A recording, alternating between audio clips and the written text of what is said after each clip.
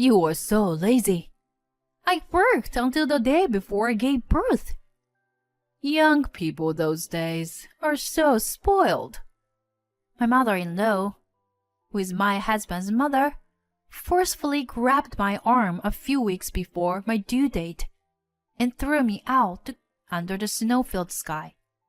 This arrogant mother-in-law, who acts as if she knows all the rules, has been a force of trouble for me since the beginning of my marriage.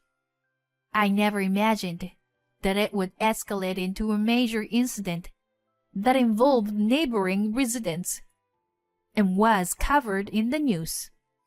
My name is Judy, and I am 32 years old. I married Scott, a classmate from university, and 2 years have passed since then. My husband was allowed to attend university by his parents on a condition that he would return to his hometown someday. After graduating, Scott returned to his hometown and began training at his family's long-standing restaurant. I was working as a company employee. We decided to get married because we were in a long-distance relationship. I moved to my husband's hometown, but my heart, which was full of expectations for a new place, was shattered early on. I am strict. I'm gonna make sure you're properly trained, so be prepared. I was greeted by my mother-in-law with such enthusiasm that I thought the devil himself had come. My husband and father-in-law are both relatively quiet people, but my mother-in-law has a strong and clear voice, and it's also quite loud. As someone who suffers from migraines, her loud voice made me suffer and echo painfully in my head. My mother-in-law apparently wanted to welcome a daughter-in-law from the same industry background as their family. If you don't approve of me marrying Judy, I won't inherit the family business. Despite her initial disapproval, my husband's strong will eventually convinced her to reluctantly accept our marriage. My father-in-law, on the other hand, was always kind to me from the beginning because I was the person his son had chosen. Their family restaurant was located nearby the in-laws' house. The house was originally built by my late grandparents-in-law, and although it was old, it was renovated a few years ago. My husband and I lived in a separate building on the property. He wakes up early to go to the restaurant for morning preparations, and after seeing him off, I hurried back to the main house, where my mother-in-law was waiting for me. Come on! You're not going to make it in time for breakfast if you were that sloppy. From early morning, my mother-in-law slams her hands together and yells at me as if a strict director has come. If I dare to answer back, she would probably treat me even more strictly. I find it too troublesome, so I just let her words pass by. Your mother really spoiled you, didn't she? People start gathering a few hours before we open the restaurant. Oh, it looks delicious as always. Thank you for making a great breakfast this early morning. While my husband and the staff cheered me on, there were also things that made me angry. This is nothing. Today, too, I made most of it since Judy's so laid back. My mother-in-law's statement that seemed to imply that she had made everything made me feel uneasy. When I was alone with my husband at night, I couldn't help but complain to him. Your mom is pretty strict. I got scolded really bad again today. I'm really sorry, hon. My mom is actually a shy and quiet person, but she gets overly enthusiastic when it comes to the restaurant ever since you came, Judy. Since I only knew my mother-in-law in her current state, I couldn't believe what my husband was saying.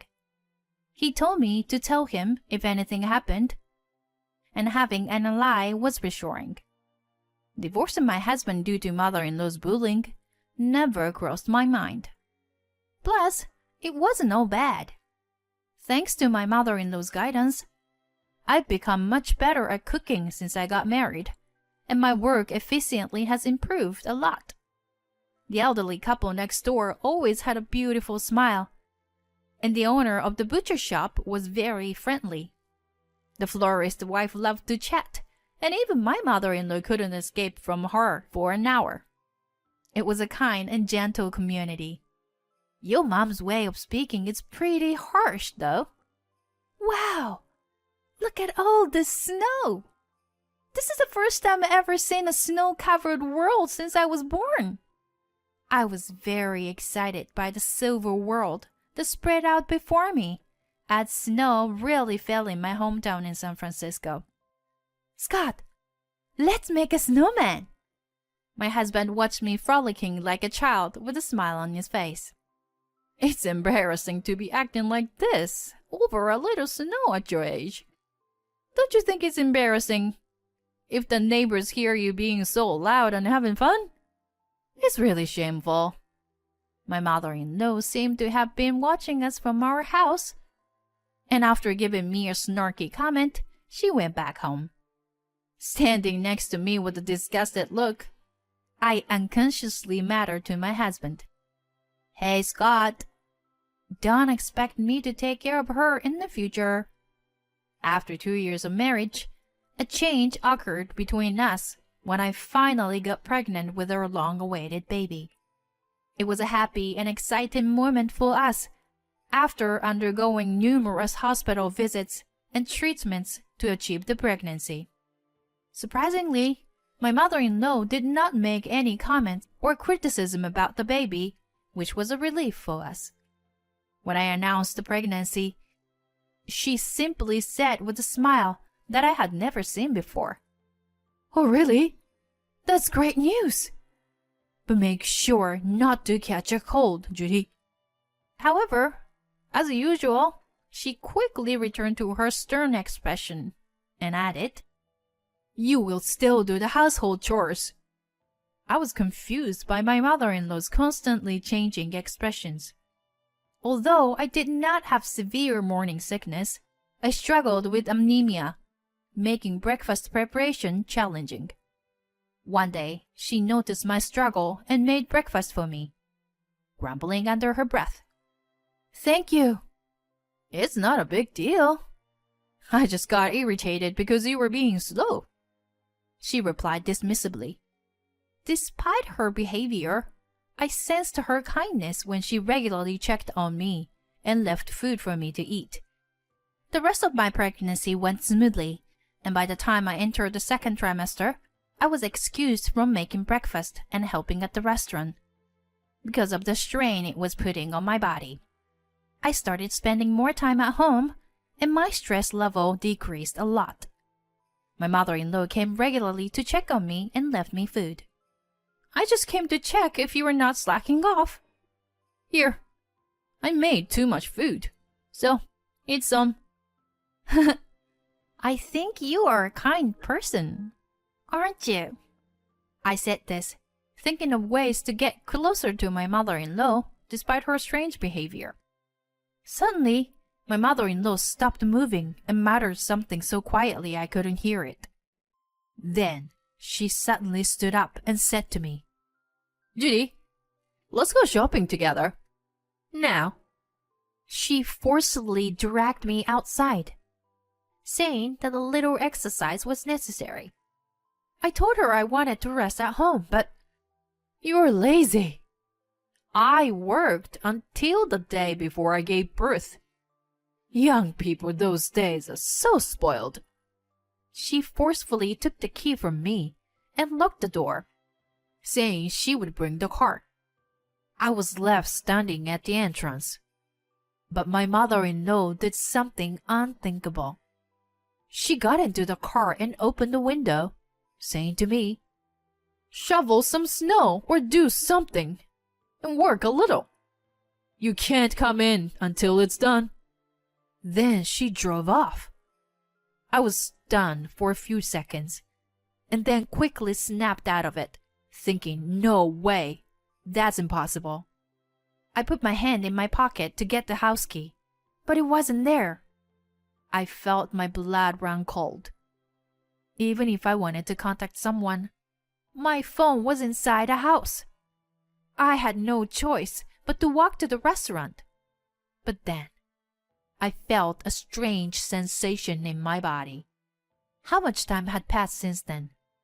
My mother-in-law had come back from shopping and must have been surprised to see an ambulance parked on the property.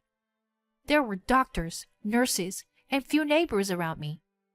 My husband and father-in-law had rushed over, looking worriedly at me. My mother-in-law was being scolded by my husband and father-in-law about my head. "Are you crazy to throw Judy out in her last month?" I'm sorry. But honestly, that was the least of my concerns. "Quiet!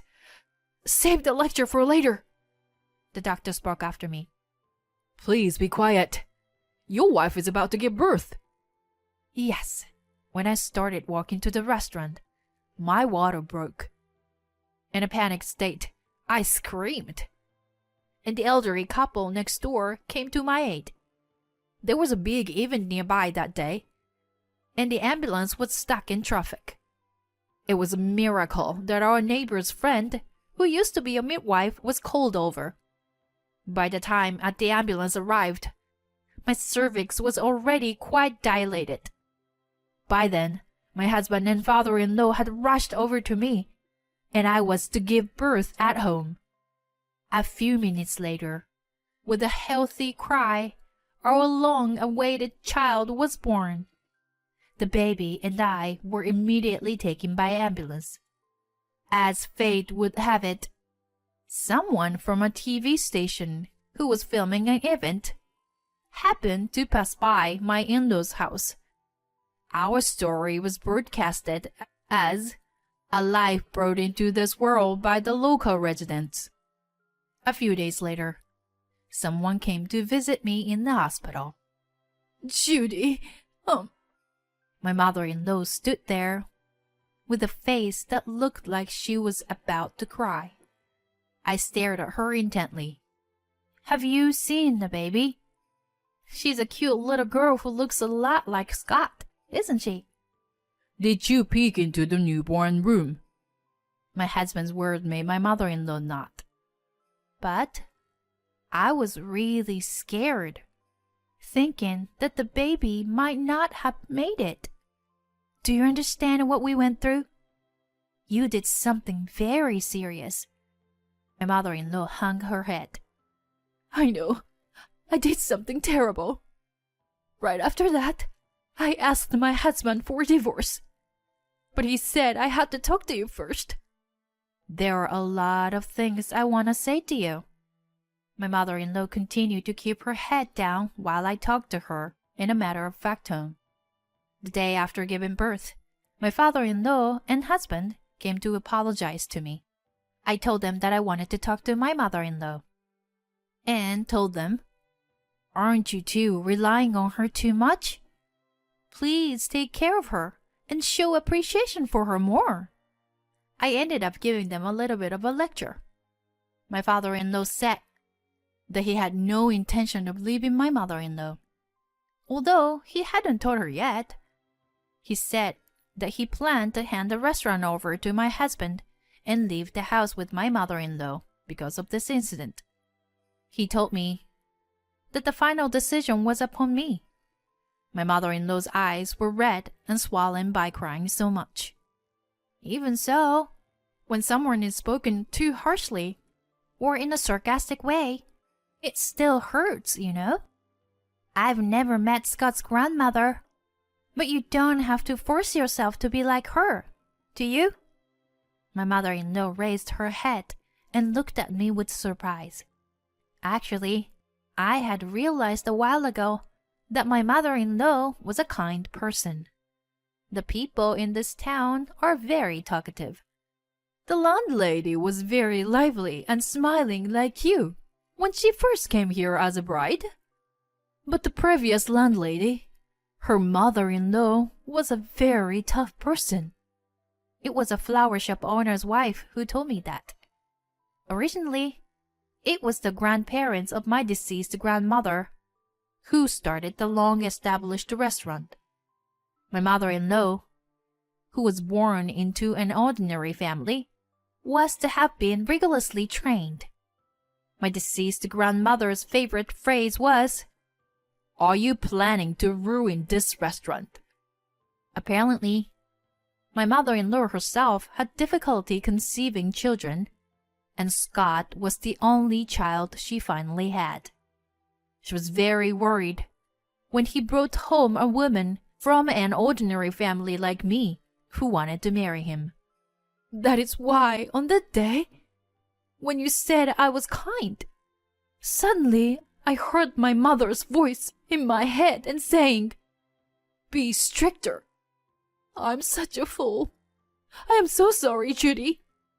I thought for a moment and said to my mother-in-law, "I don't really understand what it means to be a proper landlady, but if I were a customer, I would feel better to see a smiling face.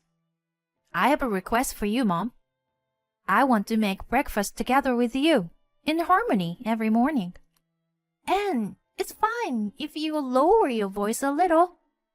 I also don't like you clapping your hands. And then there's one more thing." Hey, there's more? We laughed out loud together. Years later, I was still working as a young proprietress of the long-established restaurant. My daughter Katie, who was born at that time, is now 2 years old. Every morning, I make breakfast with my mother-in-law. The table, which used to be very quiet, is now very noisy, and the staff seem very happy. The reason why my mother-in-law was late that day was because she got caught up in a conversation with the flower shop owner's wife and got stuck in traffic on the way back. There was a rumor that my mother-in-law had thrown me out, but that was not true. I had just forgotten that I gave her the house key earlier that day. The story quickly spread from the flower shop owner's wife, and the rumors about my mother-in-law soon disappeared. My father-in-law started spending more time with my mother-in-law and left the restaurant to my husband. So they started going out together more often. The restaurant has also been thriving with an increase in new customers. As usual, the area becomes a winter wonderland when winter comes. Looks like it snowed again this year. Mom, are we going to have another snowball fight this year? Said my daughter Katie, eager and grinning at me. I'll get you. When my husband went outside, he started making snowmen as usual every year.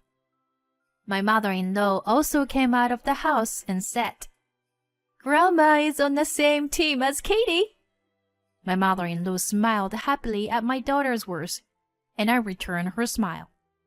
Then I reminded my mother-in-law, "Hey, don't forget our promise."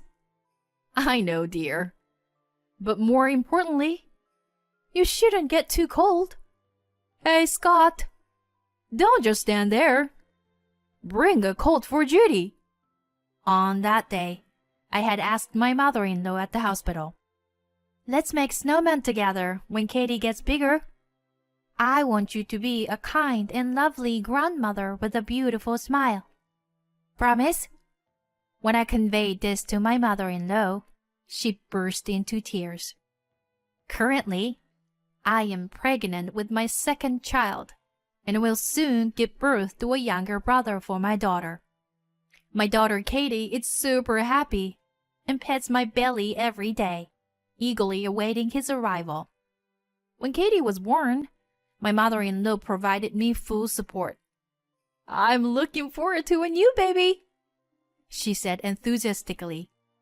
She is like a second mother to me, and her unwavering support has been invaluable. Despite the challenges, I plan to continue living happily among the people in this beautiful land.